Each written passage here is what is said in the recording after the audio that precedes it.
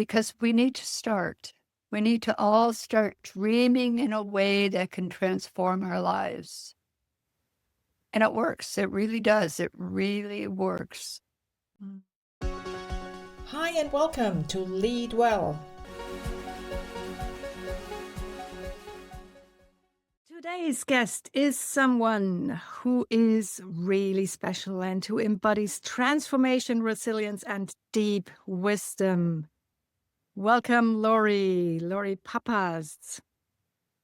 Oh, thank you. It's so nice to be here, Christine. Thank you. Thank you. So you are an entrepreneur, a humanitarian, and the author of The Magic Yes, Embrace the Wise Woman Within. You were one of the first women in the US to sell computers. And you also built a successful software company and later were founding an international charity in rural Ethiopia. Isn't that wonderful? So your journey is anything but conventional. And it's not only what you have done, but it's also about who you became through that all. So what I've learned about you is that after decades of doing, you turned inward and you began to work on healing and reflection and nurturing self-trust. And now you help other curious, ambitious women to do the same. So in this episode, we explore the practical ways, as you just confirmed. You will give us some practical things to do to cultivate inner peace and reclaim personal power and connect with this wise woman, or in some exceptions, maybe wise man within. So welcome, Lori. I'm so glad you're here. Oh, thank you so much, Christine. It's just a delight. I appreciate it. That's wonderful. So let's start with nurturing self-trust. It sounds simple, but when looking at the details, it's deeply complex. So what does self-trust mean to you and where does it begin? Wow. Well, I think it really begins with cultivating your intuition because our wisdom and our inner knowledge really speak to us through our intuition. And that's the internal voice that helps us really access what's already inside of us. And I should start with the point that I believe, and I know to be true, that every human being has wisdom seeds inside of them. We're all connected through DNA. And I know that I've got wisdom seeds and I'm connected to you and I'm connected to all your listeners. So, that's just kind of a given. And it's interesting that you start with self-trust. The other day on my, I have a Facebook group, the Wise Woman Sisterhood, that I really invite everybody to check out. It's becoming a great place. And one of our members, Adrian Crawley, led us through an exercise, calibrate the body compass. And it was wonderful. And it really helped remind me the fact that when I'm present and really in the moment, and I listen to my body, that really becomes my norm. And if I pay attention to that, when I'm not feeling that present sensation, there's something going on inside that I need to listen to. And if I learn to listen to my body, I'll find true north. I will. And so I think that's really where self-trust really starts, is listening to your body. But to do that, we need to be present. And when we're present and we listen to what internally, not that self-talk, that chatter and the noise and the clutter and all the rest. When we're able to separate that out and be present in the moment, listen to our body, and start trusting ourselves. That's kind of where self-trust starts for me. Mm. Wow. And you bring up such a great point because this listening to my body, I had to really relearn that when I went through my corporate career, when I got out of it. It took me, I think, about 2 years to actually be able to sense my body again. So, yeah, what a wonderful way of putting it. Well, you were quicker than me. When I when I sold my for-profit business, that one took me 3 years. Mm, When I left my work in Africa, that one took me 7 years. wow. So I'm 76 years old right now. So I really better stay within my body because who knows how long it would take me the next time to get out of it. So, Sure. it's, yeah, it really is important. Mm, yeah. And when we started talking, I spotted this drawing behind you, the Neurographica, which is a common field that we're both interested in. And it was actually Neurographica that taught me getting back into my body and being aware of what's going on because it's not natural. Oh, Completely lost it. no. And, in fact, I'll never, ever forget the moment in time when I was first over in Ethiopia living by myself, and I was lying in bed one night and I realized, I really needed to do an intervention on myself because my mind had been such a bully all my life. I was very cerebral. I could figure things out. It was all logic, being a computer sales rep. And as you know, in our generation, being in the IT industry was pretty unusual for women. Yeah. And uh, for me, I came to rely on my ability to problem solve. And that's what propelled me through the first half of my life. Hmm. And when I was lying in bed that night, I realized, you know, I had not given my body a chance, and I hadn't really given my spirit a chance. That my mind was such a bully. It was just the driver of everything. And so I made a pact at that moment. And that was okay. My mind was really good at spreadsheets and problem solving and creating schedules and all that stuff. But my body had been such a trooper. It just kept chunking along and it kept showing up. And my spirit just wanted to soar. It wanted to have a voice. And the three of us agreed at that moment that my spirit could be the boss, Mm, and it could be in charge. mm, And my body would keep creating the environment to allow me to function. And my mind would do the spreadsheets and and the active thinking. But that my spirit was going to take charge of the rest of my life. wow. What a profound insight. Wow.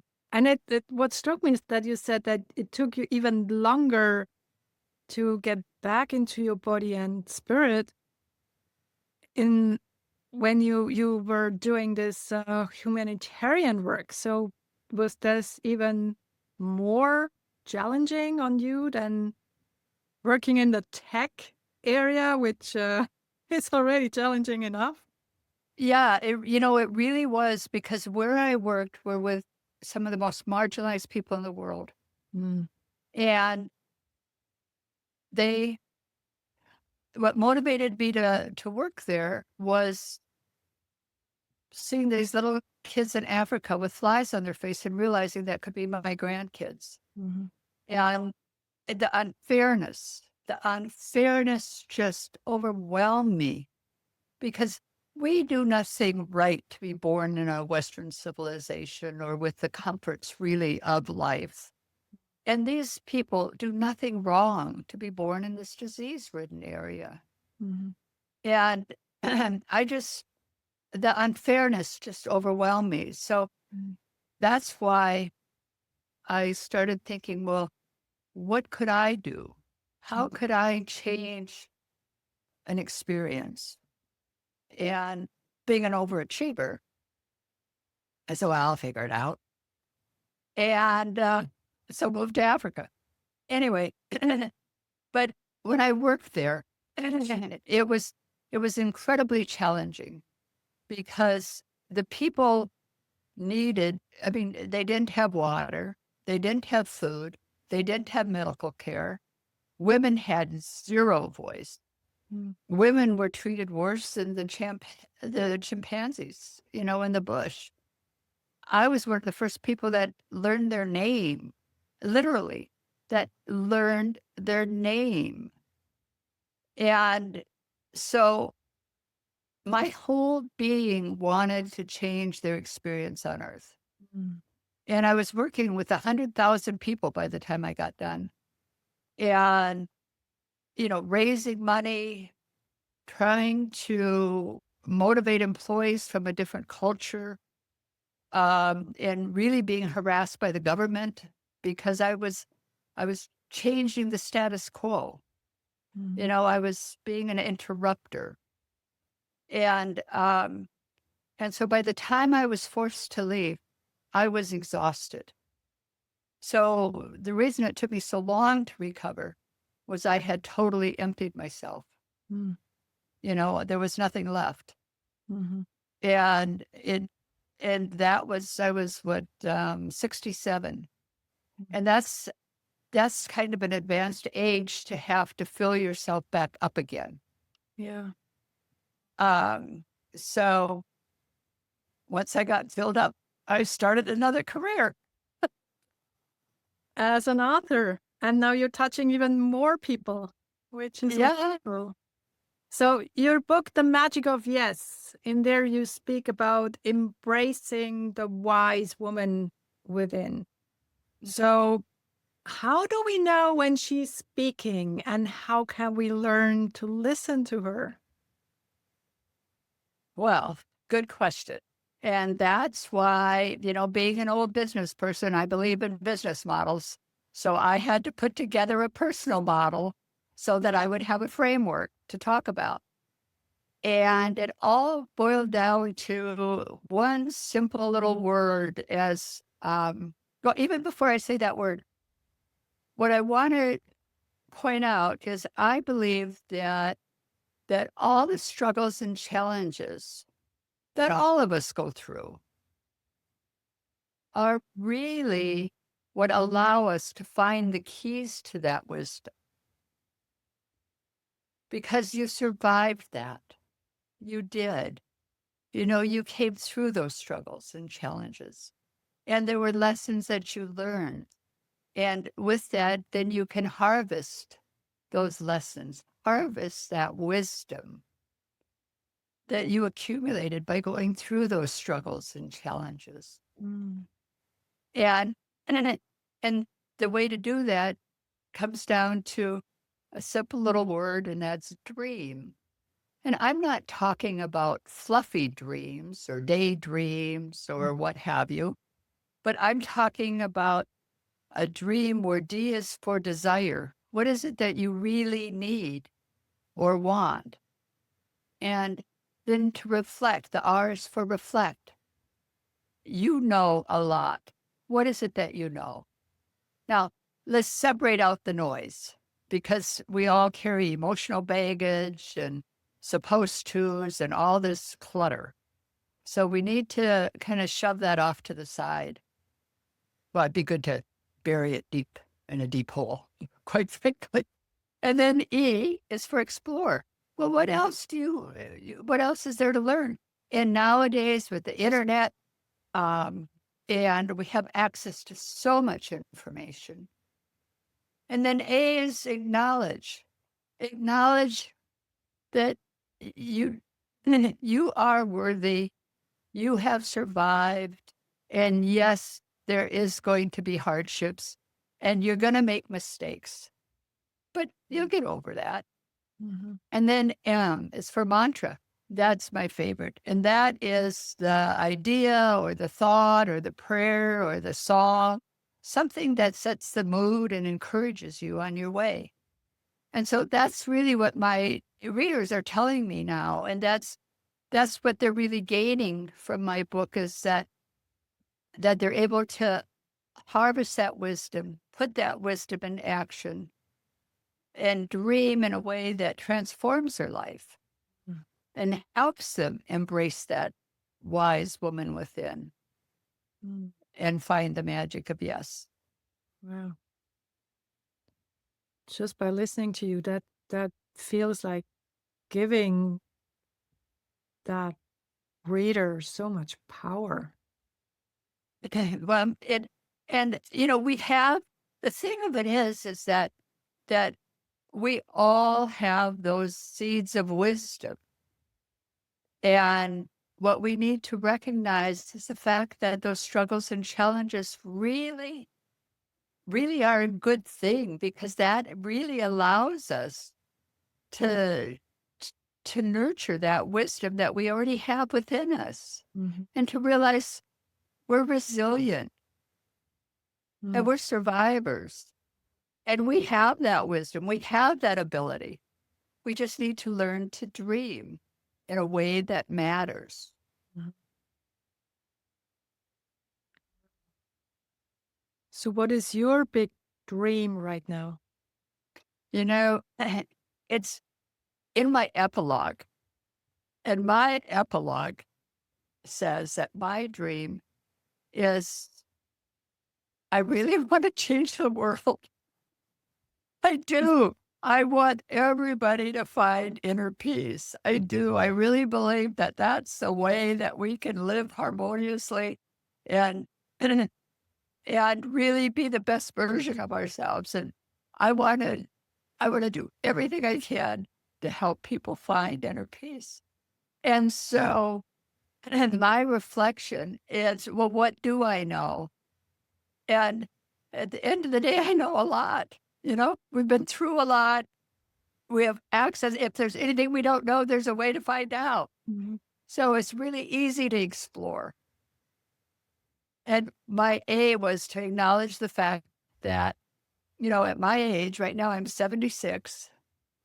And what I learned in the computer industry and the tech industry 50 years ago is a little outdated. Mm. So I need to enlist the young people and encourage the young people that have the energy and have the mind space and know how to deal with all this stuff that I struggle with every day. And that I'm there to help in any way I can. Mm. And I think together we really can make the world a better place. Mm. And I think it's time for we women to rise up and join our voices together, to find our voice and then to join them. And working together, collaborating, we can. We can do this. But it starts with each one of us finding inner peace ourselves. Mhm. We need to do that. And Yeah. I'm so glad that you're involved with neurographics and that whole science of the brain and how we function and so forth, because it's a bedrock. Mhm. It's so important for us to understand and to know. Yeah. Yeah. And as you said, not let our brains rule us. Exactly. And to realize that so oftentimes when we're reacting, it's that reptilian brain that's doing it. We're better than that. We are. We're more evolved than that. Mm. We have the ability to be empathetic and to understand. Mm. We do. And we're wise. We really are wise. We have that wisdom. Mm. Wow. So when we started our conversations, you said that you love to do your podcast contributions really practical and Uh-huh. share with us some things that we could do. Right. And that really comes down to, let's dream together. Mhm. Let's set our desire. What is that D? What is it that we need? And what is it then that we already know that we can reflect about that supports that need? And then E is explore. What else is there that we can learn? A is acknowledge, and M is the mantra. So my gift to you and all the readers, just free of charge, one wise woman to another, is if you go to my website, loripappas.com, /dream, you can download a free dream of your choice, and there's no strings attached. Because we need to start. We need to all start dreaming in a way that can transform our lives. And it works. It really does. It really works. Mm. And I would even say transform not only our lives, but the planet. Oh, yes. And don't we know we need that? Mm. But Right. here, I hate to bring up the fact that I am an American, and I really, really know that we really need to work hard at dreaming for really good stuff here. We really do. Wow. Wow. So let's make sure that everyone who is listening to this or is watching this start to dream and Right. allow ourselves to dream and dream Allow big. ourselves. Exactly. And give yourself permission. Mm. It's okay. Give yourself permission. And it and we want to end up dreaming big, but let's start dreaming small to make sure we learn how to do it in a way that's practical, and then we'll work our ways up to the big dream. And like, my epilogue is, I really want peace. Mm-hmm. And it starts with inner peace. Yeah. It really does. Wow. I would say there is nothing to add to that. I could talk to you forever. And thank you so much for coming to this podcast and sharing your wisdom with us and inviting us and allowing us to dream. That's so wonderful. And of course, I will also link the website and your offer to dream together in the show notes. Let's make sure. And you mentioned a Facebook group as well. Absolutely. And I'd love to have you join, Christine, and everybody listening. And so what it is just Wise Woman Sisterhood. As the easiest way to join is to go through my website. So at loripappas.com, under community, there's a number of women that have already joined that you can access, and there's links to join right into the Facebook group. It's a private group, so we can keep it secure and safe, but it's a great, safe place. And we have, every month, we have a share our wisdom group where different people teach us different things. And it's wonderful. It's a wonderful group of women. That's I'd love to have you join. I'll definitely join that. And I'm sure Perfect. some of the listeners will as well. So thank you so much. And I know we'll stay in touch. We just have Yes, to. absolutely. Absolutely. And let's Thank you. make this world a more peaceful place. Yes. Thank you, Christine. Thank you, Lori. This was Lead Well. Now, what is the one thing that you're taking away from this episode? Please share in the comments below, and do share the podcast with your friends and family, but only if you like it.